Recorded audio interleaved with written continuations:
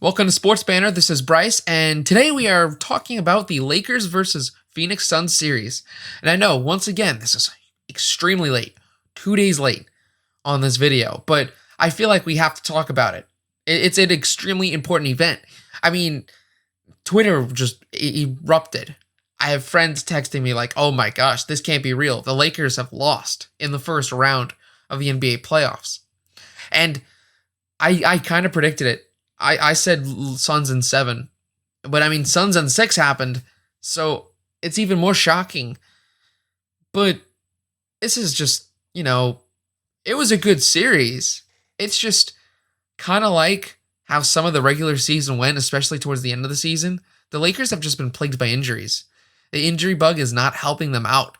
And maybe you could use an excuse of, or not an excuse, but you could use the reasoning of just, they barely had any time after the bubble to rest and recuperate, which is why, players like LeBron James and Anthony Davis are suffering big injuries, not only in this playoff series, but throughout the NBA season.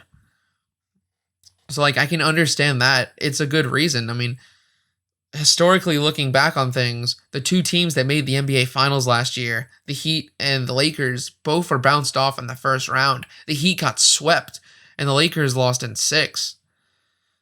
Not really an important, and it's not like they lost any big players either. For the Lakers, I think they only got better in the offseason with the additions of Dennis Schroeder, Montrezl Harrell. I think Marc Gasol even was a good addition for that team. They didn't really get worse, and yet they lost to the Phoenix Suns, and I think the obvious reason is injuries. The injuries really killed this team because you have two alpha dogs in that team, LeBron James and Anthony Davis. And Anthony Davis was out for half the series with his groin injury. And even in Game 6 when he tried to come back, and it didn't really work. So, I mean, I'm not trying to laugh at the Lakers. It's an unfortunate situation for them. And although, as a former Anthony Davis fan, when he was on the Pelicans, I kind of like how he's not having success, but at the same time, I'm not celebrating or, really calling him a Disney on purpose or anything. He's a talented NBA player, and it just sucks for him, and that's that. And for the Phoenix Suns, though, this is a great win for them. A lot of people doubted the Phoenix Suns that they would even get past the first round, and here they are beating the Lakers in 6.